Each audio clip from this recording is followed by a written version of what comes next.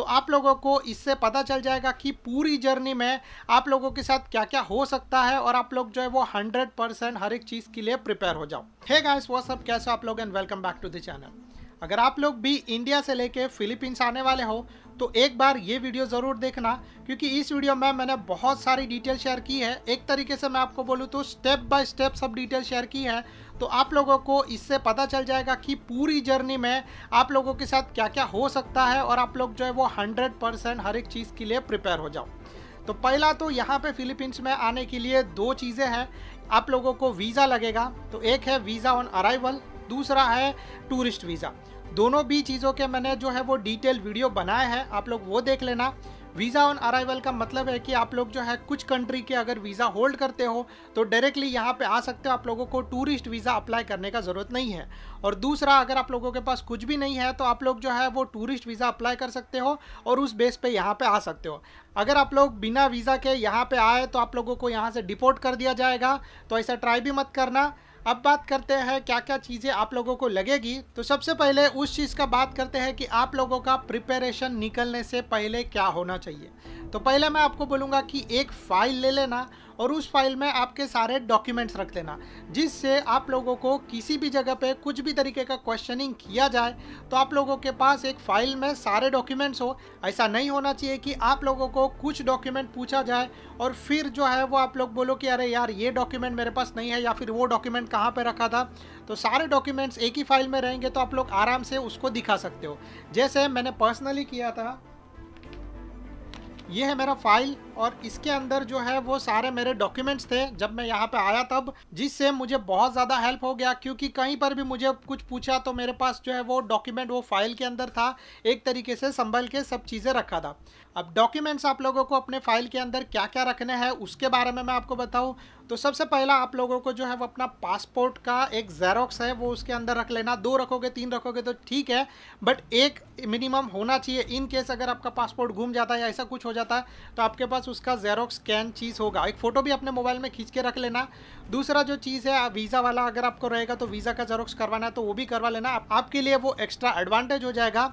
तीसरा जो है वो आप लोगों का फ़्लाइट टिकट होगा, वो रिटर्न फ़्लाइट टिकट डेफिनेटली आप लोगों को लगेगा, तो उसका जो है वो 1 या 2 जेरोक्स कॉपी अपने पास रखना। अगर इन केस एक घूम जाता है या कुछ आगे पीछे हो जाता है तो आपके पास एक एक्स्ट्रा डॉक्यूमेंट हो।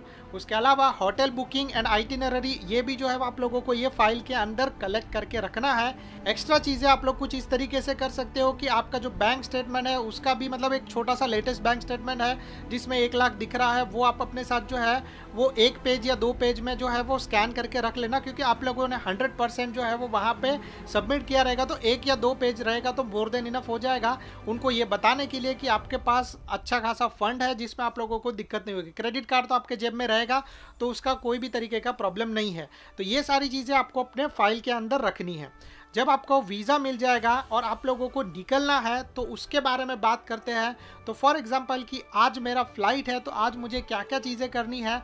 तो जनरली फ़्लाइट में आप लोगों का जो चीज़ रहेगा वो 2 रहेगा, 2 तरीके से। एक तरीके से आप लोगों का जो बैगेज है और दूसरा है वो हैंड कैरी है।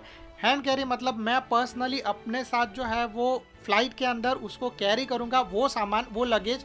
और दूसरा जो है वो बैगेज यानी कि जब आप उसको सबमिट कर दोगे इंडिया में जो एयरपोर्ट है जहाँ से आप लोग फ़्लाइट पकड़ोगे और यहाँ पे जब आप लोग आओगे तो अब आप लोगों को डायरेक्ट अपना लगेज मिलेगा, उसके बीच में आप लोगों को जो है वो लगेज नहीं मिलेगा, जिसको बैगेज भी बोलते हैं लगेज भी बोलते हैं। वो चीज़ इस तरीके से है। तो आपको पहला चीज़ जो ये करना है कि सारे डॉक्यूमेंट्स अपने हैंड कैरी जो सामान है उसके अंदर डालें। जनरली हम लोग जो है वो बैग कैरी करते हैं, लैपटॉप बैग हो गया या कोई भी एक बैग हो गया। अब बैग के अंदर अपना जो फाइल जो है उसको आराम से रख सकते हो। पासपोर्ट और ये सब चीज़ के लिए भी मैं आपको बता दूं, क्योंकि ये चीज़ें बार बार लगती है, पासपोर्ट लगेगा, फ़्लाइट टिकट लगेगी, तो उसके लिए आप क्या कर सकते हो कि एक एक्स्ट्रा तो आपके जो है वो फाइल के अंदर रहेगा, बट एक जो है आप लोगों का फ़्लाइट टिकट जो है वो एडिशनल आप लोग जो है वो ऐसे छोटे से बैग में रख सकते हो। ऐसे छोटे से बैग जो हमेशा एक तरीके से अपने साथ रहता है, जिसमें इजी होता है। आपके पासपोर्ट निकाल के दिखा दिया, फ़्लाइट टिकट निकाल के दिखा दिया, कुछ हुआ तो वीज़ा दिखा दिया। तो इसीलिए जो है वो ऐसा आप लोग एक पाउच जो है अपने साथ कैरी करना, एक बैग आपको मिल जाएगा मॉल के अंदर से, और दूसरा जो है वो बड़ा बैग होगा आपके पीछे। तो उसके अंदर जनरली आपको कुछ अगर कपड़े डालने हैं, कुछ लैपटॉप कैरी करना है, कुछ कैमरा गोप्रो जो भी चीज़ें आपको अपने साथ कैरी करना है, तो चार्जर बिर्जर जो सब चीज़ें आपको उसके अंदर रखनी पड़ेगी। बैगेज के अंदर आपके मोस्टली कपड़े या ऐसा कुछ चीज़ जाएगा। तो एक बार वो चीज़ जब चला गया तो आप लोग जब लैंड करोगे तब आपको वो सारी चीज़ें रिटर्न मिलेगी। तो उसमें इतना इंपॉर्टेंट सामान भी मत रखना कि फिर आपको जो है वो एयरपोर्ट अथॉरिटी से रिक्वेस्ट करनी पड़ेगी कि भाई प्लीज़ मेरा बैग लेके आओ, क्योंकि उसमें सारा सामान है। तो ये चीज़ जो मैंने आपको बताया वो इम्पोर्टेंट है। इसके बाद जब आप लोगों का फ़्लाइट रहेगा जिस दिन, मैं आपको रिकमेंड करूँगा कि कम से कम 5 से 6 घंटे पहले आप लोग जो है वो एयरपोर्ट पहुँच जाओ। मेरा पर्सनल एक्सपीरियंस मैं आपके साथ शेयर करता हूँ कि फॉर एग्जांपल जब मैं इंडिया से लेके यहाँ पर आता था तो मेरा जो ऑफिस है वो कैसा है कि एयरपोर्ट के, इंटरनेशनल एयरपोर्ट के बहुत नज़दीक है। तो सुबह सुबह मैं जल्दी निकल जाता था, आराम से ऑफिस में पहुंच जाता था। और ऑफिस से जो है वो 1 घंटा जल्दी, मतलब मेरा ड्यूटी था 9 से लेके 6 बजे तक का, तो ऑफिस उस दिन मैं जल्दी पकड़ लो 6-7 बजे के आसपास पहुंच जाता था। 6 बजे के आसपास मैं निकलता था और 7 बजे के आसपास जो है मैं ऑफिस पहुँच जाता था। और पकड़ लो कि मैं 1 घंटा जल्दी ऑफिस से निकलता था 5 बजे के आसपास। और फिर जो है वो 15 मिनट का कुछ रास्ता है, 20 रुपया रिक्शा से लगता था, तो उतने में मैं एयरपोर्ट पहुंच जाता था। एक बार जब मैं एयरपोर्ट पहुंच गया तो सबसे पहला चीज़ आप लोगों को एयरपोर्ट पहुंचने के बाद क्या करना है, आपके साथ लगेज आएगा, सब चीज़ का ध्यान रखना। बीच में कहीं कोई सामान गुल हो गया तो उसके रिस्पॉन्सिबल सिर्फ आप होंगे। तो जब आप लोग जो है वो एक बार एयरपोर्ट पहुंच गए, एयरपोर्ट पहुंचने के बाद सबसे पहला चीज़ आपको लगेगा बोर्डिंग पास। तो 2 चीज़ें हैं, आप लोग जो है वो बोर्डिंग पास ऑनलाइन पहले से लेके रख सकते हो, ऑनलाइन चेक इन कर सकते हो, जिससे आप लोगों का सीट सिलेक्शन, आप लोगों का जो नंबर है वो सब चीज़ आ जाएगा। आपको बस जो अपना लगेज सबमिट करना है और प्रिंटेड जो आप लोगों को एक तरीके से मैं बोलूँ तो बोर्डिंग पास मिलता है, वो आपको बोर्डिंग पास लेना पड़ेगा। अगर वैसा नहीं किया तो आप लोगों को लंबी लाइन में लगना पड़ेगा और फिर उसके बाद आपको जो है वो बोर्डिंग पास मिलेगा। तो जनरली ये सब चीज़ करने से बेटर है कि ऑनलाइन चेक इन कर लो, जिसमें आपको सीट सिलेक्शन भी मिल जाएगा। आपको पहले से पता रहेगा कि मैं कौन सी सीट पे बैठने वाला हूँ, और ज़्यादा करके आपको विंडो सीट के ऑप्शंस मिल सकते हैं इस सिनेरियो में। तो ऑनलाइन चेक इन कर लेना। और फिर जो है ऑनलाइन चेक इन किया तो आपका लाइन रहेगा बहुत छोटा रहेगा, बस आपको QR कोड दिखाना है, वो आपका लगेज लेंगे, वेट चेक कैरी करेंगे। लगेज एक बार गया, आप फ्री हो, आप लोग आराम से जो एयरपोर्ट घूम सकते हो, सिर्फ अपना जो हैंड कैरी बैग है उसके साथ। फुल डिटेल्स आप लोग मेरे व्लॉग में देखोगे, जब मैं यहाँ से इंडिया में जाने वाला हूँ तो क्या क्या चीज़ें हैं मैं आपके साथ फुल डिटेल में शेयर करने वाला हूँ। बट अभी जो चीज़ है मैं आप लोगों के लिए एक्स्ट्रा हेल्प के लिए शेयर कर रहा हूँ ताकि आप लोग प्रिपेयर्ड हो जाओ। जब एक बार आप लोगों का बैगेज चला जाता है, आप लोगों को बोर्डिंग पास मिल जाता है। जनरली बोर्डिंग पास 2 रहेंगे क्योंकि यहाँ पे डायरेक्ट फ़्लाइट नहीं है। अगर डायरेक्ट फ़्लाइट होगा तो एक ही बोर्डिंग पास होता है, बट इंडिया से लेके यहाँ पर कोई भी डायरेक्ट फ़्लाइट नहीं है, कनेक्टिंग फ़्लाइट है। तो मे भी हो सकता है कि आपका connecting flight India to Thailand, Thailand to यहाँ फिलीपींस में हो, या फिर India to Singapore, Singapore to Philippines हो, या फिर India to China, China to Philippines हो। तो इस तरीके का आप लोगों का कनेक्टिंग फ़्लाइट हो। मे भी हो सकता है वो दुबई के ज़रिए भी हो। तो ऐसा बहुत सारे अलग अलग सस्ते वाले ऑफर मिलते हैं। आपने कौन सा फ़्लाइट बुक किया है ये तो टोटली आपके ऊपर डिपेंड करता है। बट जनरली जो मैंने आपको बताया, आपका फ्लाइट रहेगा वो कनेक्टिंग रहेगा। कनेक्टिंग में आप लोगों को 2 बोर्डिंग पास मिलेंगे। पहला बोर्डिंग पास इंडिया से लेके जो कंट्री तक का आपका है। फॉर एग्जांपल जैसे मेरा पर्सनल एक्सपीरियंस बताऊँ तो इंडिया टू लेके सिंगापुर और सिंगापुर टू लेके फिलीपींस ये सस्ता पड़ता है और मेरे हिसाब से कन्वीनियंट वे है, तो मैं हमेशा इसी वे से आता हूँ। तो इंडिया से सिंगापुर का आपको 1 बोर्डिंग पास मिलेगा, सिंगापुर से लेके जो है वो मनीला का आपको दूसरा बोर्डिंग पास मिलेगा। दोनों भी बोर्डिंग पास आपको संभाल के रखने हैं, घूमने नहीं चाहिए, क्योंकि एक बार मेरे साथ हुआ था। अगर घूमता है तो आप लोग रिटर्न ले सकते हो, बट एक्स्ट्रा हैसल लेने से बेटर है कि उसको संभाल के रखो। फिर आप लोगों को जाना है इमिग्रेशन के पास। तो अभी इमिग्रेशन जो है वो इंडिया में होगा एक, तो वहाँ पे आप लोगों को थोड़ा सा केयरफुल रहना है, थोड़े से अच्छे कपड़े पहनना, थोड़े सही तरीके से जो है वो वहाँ पे बर्ताव करना, ताकि आप लोगों को इंडियन इमिग्रेशन जो है वो एक तरीके से अलाउ करे इंडिया से बाहर जाने के लिए। जनरली कुछ कंट्रीज़ लाइक दुबई, सिंगापुर, वहाँ पे बहुत कम क्वेश्चनिंग की जाती है, क्योंकि ज़्यादा करके लोग वहाँ पे घूमने जाते हैं और फिर रिटर्न आते हैं। बट फिलीपींस जैसी कंट्रीज़ के लिए वो लोग बहुत ज़्यादा क्वेश्चन करते हैं, इवन टफ क्वेश्चन भी कर सकते हैं। तो आपको बस इस चीज़ का ध्यान रखना है कि आप लोग वहाँ से फिलीपींस आ रहे हो, फिलीपींस क्यों आ रहे हो, कैसे आ रहे हो, आपका नाम क्या है, बहुत सारी चीज़ें आप लोगों को जो है वो मेमोराइज़ करनी पड़ेगी, ताकि जब इंडियन इमिग्रेशन आपको क्वेश्चन पूछे तो आप लोग सही तरीके से जो है वो एग्ज़िट कर पाओ और आप लोगों को ऑफ लोडिंग नहीं किया जाए। तो जब एक बार आप लोग इमिग्रेशन क्लियर कर लेते हो, कभी कभी इमिग्रेशन में बहुत लंबी लाइन भी रहती है, लाइक 3-4 घंटे आपको सिर्फ वेट करना पड़ सकता है। तो ये चीज़ थोड़ा सा ध्यान रखना, क्योंकि मेरे साथ एक बार ऐसा हुआ था कि न्यू ईयर के टाइम पे मैं वहाँ से निकल रहा था और न्यू ईयर के टाइम पे बहुत ज़्यादा रश था। कम से कम मतलब पकड़ लो कि 6 बजे मैं एयरपोर्ट पहुँच गया था, 7 बजे मेरे हाथ में बोर्डिंग पास आ गया था, बट मुझे इमिग्रेशन क्लियर करते करते 10 बज गए थे, सोचो। तो मतलब वो इमिग्रेशन इतना टफ नहीं था, 2 ही क्वेश्चन पूछे थे, बट जो चीज़ है कि जो लाइन था वो बहुत बड़ा था। तो इसीलिए मैं आपको बोलूँगा जनरली 5 से 6 घंटा पहले जाना। कभी कभी ऐसा बहुत बार हुआ है कि मेरे साथ, मतलब अब रिसेंटली जब मैं यहाँ पे आ रहा था तो एक बंदा जो है वहाँ पे लेट पहुँचा, उसका फ्लाइट मिस होने वाला था। मैंने बोला ठीक है भाई, रिक्वेस्ट करो आगे आगे चले जाओ। तो लास्ट एंड मोमेंट पे 15 मिनट बस बचे थे फ्लाइट को निकलने में और वो इमिग्रेशन क्लियर कर रहा था, सोचो। तो इसीलिए मैं आपको बोलूँगा जनरली जल्दी चले जाओ ताकि आप लोग जो है सब चीज़ें क्लियर करके थोड़ा सा फन कर पाओ एयरपोर्ट के ऊपर। क्योंकि कभी कभी जो एयरपोर्ट्स होते हैं, रियल फन होता है एयरपोर्ट का, वो आप लोगों को सिर्फ एयरपोर्ट के ऊपर ही देखने मिलेगा। आप लोग जब वहाँ पे बैठोगे, एयरपोर्ट घूम सकते हो, बहुत सारी चीज़ें होती है एयरपोर्ट पर, तो आप लोग उनको एक्सप्लोर कर सकते हो। तो जैसे आप लोगों ने एक बार इमिग्रेशन क्लियर कर दिया, दूसरा चीज़ आप लोग आराम से लेके एयरपोर्ट को घूम सकते हो, जैसे मैंने आपको बताया, उसको एक्सप्लोर कर सकते हो, बहुत सारी चीज़ें कर सकते हो। बट सबसे पहला चीज़ आपको ये करना है कि आपका फ्लाइट कहाँ पे आने वाला है, जो बोर्डिंग पास पे लिखा होगा, जो गेट नंबर है उसको सही तरीके से समझना। गेट नंबर मतलब जनरली वो लोग लिखते हैं A1 A2 A2, मतलब पूरा 150 तक जाता है, वैसे ही B का रहेगा, वैसे C रहेगा। तो आपको बस पहला चीज़ का ये पता करना है कि आपका बोर्डिंग गेट है वो कहाँ पे है। कभी कभी वो बाद में चेंज भी हो जाता है, तो उस पर थोड़ा सा ध्यान रखना। बट बोर्डिंग गेट जनरली एक जगह पे देगा क्या, जैसे आपका बोर्डिंग गेट है B55 या B60 या जो भी एक नंबर है, तो आपको बस वो जाके देखना है कि मेरा बोर्डिंग गेट यहाँ पे है। उसके बाद आप लोग आराम से जो है एयरपोर्ट घूम सकते हो, मज़े कर सकते हो, मेमोरीज कलेक्ट कर सकते हो, पिक्चर क्लिक कर सकते हो, घर वाले लोगों को फ़ोन करके बोल सकते हो कि भाई मैं अंदर पहुंच गया, आपको टेंशन लेने का ज़रूरत नहीं है। एक बार जब आपने इमिग्रेशन क्लियर किया तो आपको फिर टेंशन नहीं है, जब तक आप लोग नेक्स्ट इमिग्रेशन तक जाओगे तब। तो आप लोग आराम से घूम सकते हो, पिक्चर्स क्लिक कर सकते हो, जो भी चीज़ है वो कर सकते हो। बस इसके बाद आपको आराम करना है। फिर इसके बाद आपका फ़्लाइट आएगा, फ़्लाइट में आप लोगों को बोर्ड करना है। फ़्लाइट में बोर्ड करने के टाइम पे आप लोगों को अपना बोर्डिंग पास दिखाना पड़ेगा। आप लोग अंदर आराम से एंटर कर सकते हो, आप लोग इंजॉय कर सकते हो जो भी अपना जर्नी है, रेस्ट रिलैक्स करके। जो भी फ़्लाइट का मील है अगर आपने बुक किया है आप लोगों को मिलेगा, तो वो आप लोग इंजॉय कर सकते हो। इसके अलावा कुछ पिक्चर्स अगेन क्लिक कर सकते हो फ़्लाइट के अंदर। इसके अलावा आप लोग जो है मतलब आराम से रेस्ट भी कर सकते हो, या फिर आपके फ़्लाइट के अंदर कुछ एंटरटेनमेंट है, लाइक मूवीज़ है या ऐसा कुछ समथिंग है, तो आप लोग उनको आराम से देख सकते हो, टाइम पास कर सकते हो। जो 4-5-6 घंटे जो भी अपना फ़्लाइट रहने वाला है वो। फिर आपका फ़्लाइट लैंड करेगा एक पर्टिकुलर कंट्री, मतलब जो भी, जैसे मैंने आपको बताया मेरा एग्जांपल इंडिया टू सिंगापुर। तो सिंगापुर में जब आप लैंड करोगे तो यहाँ पे आप लोगों को फ़्लाइट छोड़ना पड़ेगा। तो फ़्लाइट छोड़ना मतलब फ़्लाइट आपको चेंज करना पड़ेगा। जैसे हम लोग बस बदलते हैं, ट्रेन बदलते हैं, तो वैसे ही यहाँ पर आप लोगों को फ़्लाइट बदलना पड़ेगा।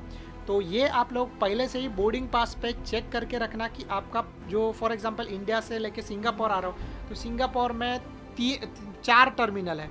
4 टर्मिनल के अलावा एक और नया बन रहा है, 5 टर्मिनल है, सोचो। तो मतलब इन केस अगर अभी बन गया होगा तो सिंगापुर में 5 टर्मिनल हो गए। तो जो टर्मिनल पे आप उतरोगे और वहाँ से दूसरा टर्मिनल तक जाने वाला रास्ता कैसे तय करना है, इसके बारे में आपको हेल्प मिल जाएगा। ऑलवेज सर्विस डेस्क होता है वहाँ पे। अगर नहीं हुआ तो फ्लाइट से जैसे आप बाहर निकलोगे वैसे ही आप किसी फ्लाइट अटेंडेंट को पूछ सकते हो कि भाई मेरा नेक्स्ट फ्लाइट ये है, तो वहाँ पे कैसे जाना है, वो आपको हेल्प कर देंगे, टेंशन मत लेना। तो थोड़ा सा इस तरीके से रहना। और इंडिया से सिंगापुर का जो फ्लाइट रहेगा उसमें कुछ लोग बोलते हैं ना कि हिंदी भी बोलते हैं, तो आप लोगों को अगर इंग्लिश का थोड़ा सा कन्फ्यूजन हो रहा है तो वहाँ पे सेफ रहेगा। बट सिंगापुर से जो फिलीपींस या थाईलैंड से जो फिलीपींस वाला फ्लाइट रहेगा वहाँ पे आपको थोड़ा सा दिक्कत हो सकता है, क्योंकि अगर आपको इंग्लिश नहीं आता है तो। अगर इंग्लिश आता है तो it's very good and easy, आप लोग आराम से आ सकते हो। फिर जो आपको वहाँ से जो अपना टर्मिनल या जो गेट है अगेन वहाँ पे जाना पड़ेगा। जनरली मैं आपको बोलूँगा कि फ़्लाइट चेंज करने का जो टाइम होता है वो आप लोग 5 से 6 घंटे या फिर उससे ज़्यादा भी रख सकते हो। लास्ट टाइम पे जब मैं यहाँ पे आया तो मैं कुछ 10-12 घंटे मैंने जो है वो ले ओवर टाइम रखा था। इसको ले ओवर टाइम बोलते हैं, मतलब एक फ़्लाइट आप पहुँचे फिर उसके बाद दूसरे फ्लाइट पकड़ने वाले हो, उसको ले ओवर टाइम बोलते हैं। तो मेरा कुछ समवेयर अराउंड 12 घंटे का ले ओवर टाइम था। तो सोचो कि मैंने 12 घंटे बिताए सिंगापुर एयरपोर्ट पे। मेरे पास वीज़ा था सिंगापुर का, बट मैं सिंगापुर के बाहर नहीं गया, क्योंकि बाहर जाके अभी आप करोगे क्या, यूजुअली यही चीज़ होता है कि आपका टाइम पास हो जाएगा। सिंगापुर एयरपोर्ट बहुत ही बड़ा है, उसको आप एक्सप्लोर करोगे। और जो भी चीज़ है, जैसे मैंने आपको पहले बताया कि आपका पहला जो बोर्डिंग गेट है वो कहाँ पे, वो उसका पता लगाओ। जनरली इंडिया टू सिंगापुर और सिंगापुर टू फिलीपींस का जो बोर्डिंग गेट होता है वो 3rd नंबर पे होता है, टर्मिनल 3 पे ही होता है। तो आपको ज़्यादा टेंशन लेने का ज़रूरत नहीं। जैसे अगर आपने मेरा व्लॉग देखा रहेगा रहेगा। तो मैं टर्मिनल 3 पे उतरा और जस्ट मतलब बगल में ही जो है वो मेरा बोर्डिंग गेट था, तो मुझे ज़्यादा दूर या जाना नहीं पड़ा। सुबह सुबह उतरा था तो आराम से एयरपोर्ट पे जो टूथब्रश किया, जो मुंह भी धोया, फ्रेश हो गया। फिर उसके बाद जो है वो नेक्स्ट जो है गेट से मैंने एंटर कर लिया और मेरा फ़्लाइट पकड़ लिया। तो आपको वो चीज़ देखना पड़ेगा। अगर आपका अच्छा खासा ले ओवर टाइम है तो आप लोग आराम से सिंगापुर एयरपोर्ट को एक्सप्लोर कर सकते हो। अगर आप लोग थाईलैंड जा रहे हो तो उसको एक्सप्लोर कर सकते हो, दुबई जा रहे हो तो उसको एक्सप्लोर कर सकते हो। एयरपोर्ट एक्सप्लोर करने के लिए कोई भी तरीके का वीज़ा रिक्वायर्ड नहीं है, आप लोग आराम से एक्सप्लोर कर सकते हो, अदर देन अगर आप लोग इमिग्रेशन क्लियर करके बाहर जाना चाहते हो तो। अच्छा, एक और गुड न्यूज़ आपको मैं देना चाहूँगा, और ये है कि कुछ जो फ़्लाइट कंपनीज है वो आपको एक्स्ट्रा एडवांटेज देती है कि अगर आप लोगों ने स्पेसिफिक, फॉर एग्जांपल अगर आप लोग ने थाई एयरवेज चूज़ किया है, और तो थाई एयरवेज आपको इस तरीके का, मतलब एक जनरल बता रहा हूँ, ऐसा परफेक्टली होता नहीं है कि यही हो रहा है, आप पहले अपने फ़्लाइट से चेक कर लेना। बट थाई एयरवेज या सिंगापुर एयरलाइंस अगर आपने बुक किया है तो वो लोग आपको कुछ आवर्स तक या फिर कुछ जैसे ले ओवर टाइम है आपका 12 घंटा, 17 घंटा, 18 घंटा, 24 घंटा, तो आप लोग जो है वो उस फ्लाइट के टिकट पे बाहर जा सकते हो, उस कंट्री को घूम सकते हो और रिटर्न आके अपना फ़्लाइट जो है वो कैच कर सकते हो। जनरली 24 आवर्स तक का गैप तो कोई कंट्री प्रोवाइड नहीं करती है, बट अगर हुआ, आपके पास अच्छा नसीब है, तो आप जो कंट्री है उनको एक्सप्लोर कर सकते हो without any hassle, without any problem. तो इस चीज़ का जो है वो थोड़ा सा ध्यान रखना, संभल के सब चीज़ करना।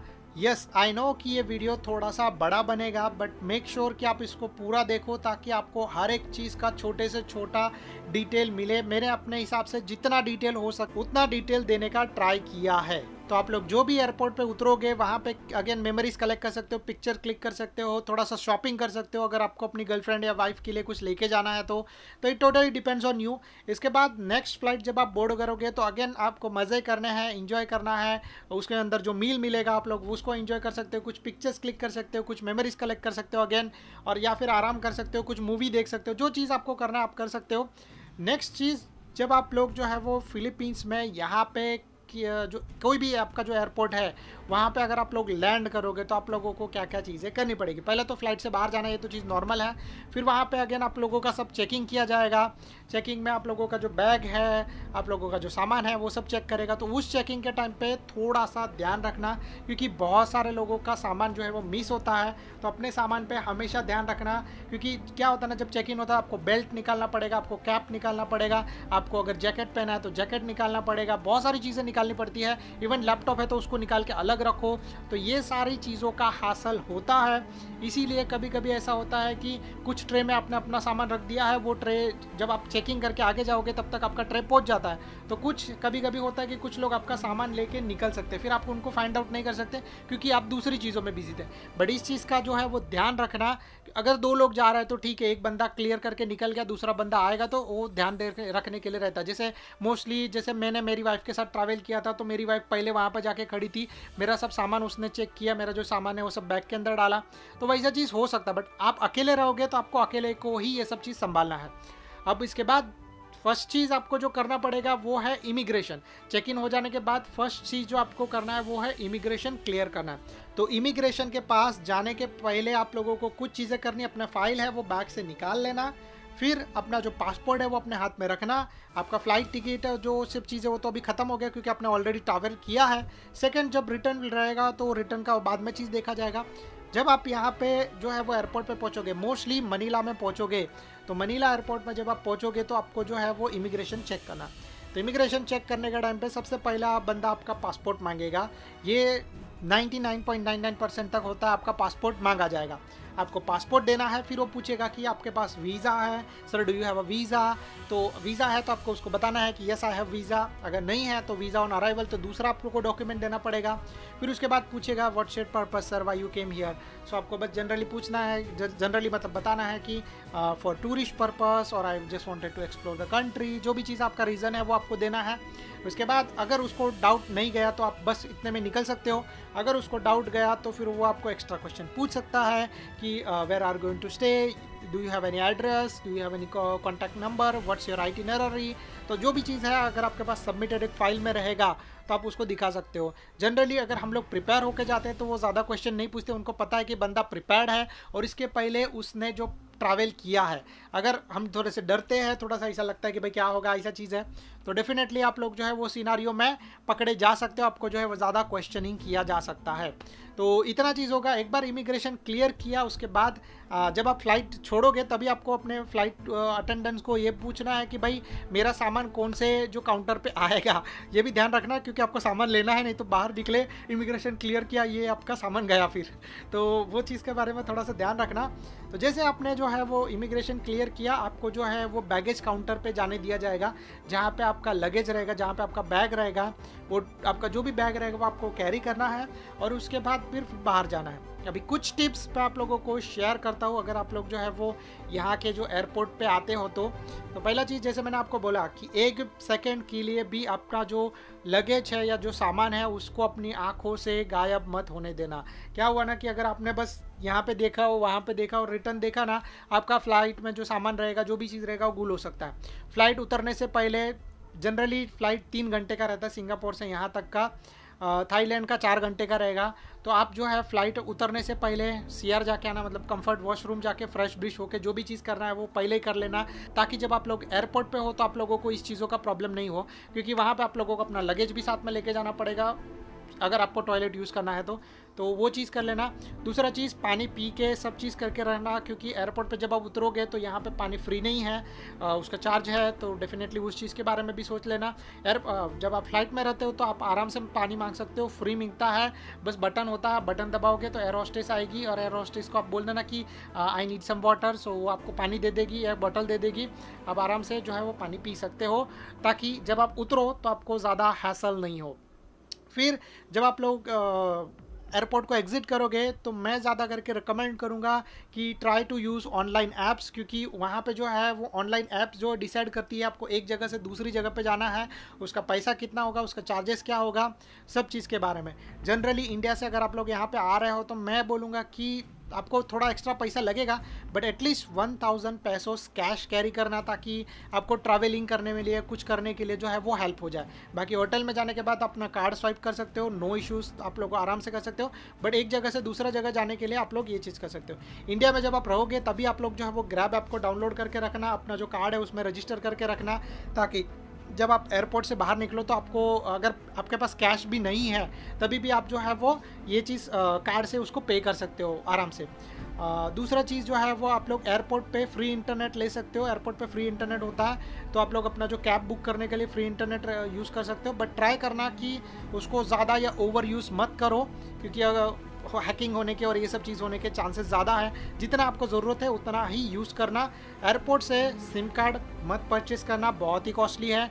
दूसरा चीज़, अगर आपने US डॉलर्स परचेस किए हैं, आप लेके आ रहे हो, तो उनको एक्सचेंज करवाने का कोशिश मत करना, वहाँ पे आप लोगों को बहुत ही लो रेट मिलेगा। एक बार आप होटल पहुँच जाओ, फ्रेश हो जाओ, जो भी चीज़ है उसके बाद आप अपना सब चीज़ कर सकते हो। अगर आपकी गर्लफ्रेंड या फियोन्से या वाइफ आपको लेने के लिए आ रही है तो उसको बोल देना कि मैं इस पर्टिकुलर जगह पे आने वाला हूँ, तो एग्जैक्ट वो वहाँ पे रहे। अच्छा, अगर कभी कभी कुछ सिनारियो में आप लोगों का फ्लाइट जो है वो एक टर्मिनल को छोड़ के दूसरे टर्मिनल पे है, इवन सिंगापुर में भी हो सकता है या थाईलैंड में भी हो सकता है, तो इंटरनल जो ट्रांसफ़र रहता है वो फ्री रहता है। इवन यहाँ पर भी जो है वो फ्री है, सीबू का मेरे को पता नहीं, बट मनीला में जो है वो फ्री है। लास्ट टाइम अगर मेरा व्लॉग देखा रहेगा तो उसमें मैंने फ्री में जो है वो ट्रांसफ़र लिया था, तो आप आराम से जो है वो एक से लेके दूसरी जगह पे जा सकते हो। अगर आप एयरपोर्ट से बाहर निकल गए तो आपको उसके लिए एक्स्ट्रा पे करना पड़ सकता है, जैसे मेरे साथ हुआ था। मैं तो रात को यहाँ पे पहुँचा था 1 बजे के आसपास, तो वो टाइम पे मुझे चार्ज किया था 1100 पेसोस, जब कि अगर मैं ग्रैब बुक करता तो मुझे शायद से 100 से 150 पेसोस ही लगते। तो सोचो, मतलब मेरे पास कुछ ऑप्शन नहीं था, मैं फंस गया था, और तभी जो ट्रांसफ़र था इंटरनल वो भी बंद हो गया था, क्योंकि मेरा फ़्लाइट बहुत ही ज़्यादा लेट था। जनरली जो भी चीज़ें होता है वो 9-10 बजे के बाद बंद हो जाता है यहाँ पे, तो उसके वजह से मुझे दिक्कत हुआ था। 8 बजे या 7 बजे कुछ तो इंटरनल ट्रांसफ़र बंद हो जाता है। बट जो भी मैं आपको बोल रहा हूँ, संभल के सोच समझ के सब चीज़ करना। अब लोग आराम से जो है वो इंटरनल ट्रांसफ़र कर सकते हो। अगर नेक्स्ट फ़्लाइट है तो कौन से टर्मिनल पे है, कहाँ पे जाना है, उसका भी एक प्रिंट आउट अपने साथ रखना। जो नेक्स्ट फ़्लाइट है उसका, तो वो फ़्लाइट आपको अपने लोकेशन पे पहुंचा देगा। अगर आपने होटल बुक किया है तो होटल दिखा सकते हो। जो भी चीज़ है आप लोग आराम से अपना नेक्स्ट ट्रैवल कर सकते हो। एंड अगर होटल में जाओगे, आपकी गर्लफ्रेंड आएगी मिलने के लिए, तो आप लोग उसके साथ वो जा सकते हो। जनरली आप उस पर ट्रस्ट करते रहोगे तो आपको ज़्यादा डिटेल का या ज़्यादा इसका ज़रूरत नहीं पड़ेगा। बट जैसे आप बाहर निकलोगे तो फिर you are free to go, you are able to enjoy everything what you want. So I think so that's it from my side. अगर आपको ये वीडियो पसंद आ रहेगा तो please do like and subscribe to our channel. अगर आप लोगों को कुछ भी तरीके का डाउट रहेगा आप लोग नीचे कमेंट कर सकते हो। Thank you so much guys for watching, bye bye, good luck and God bless you.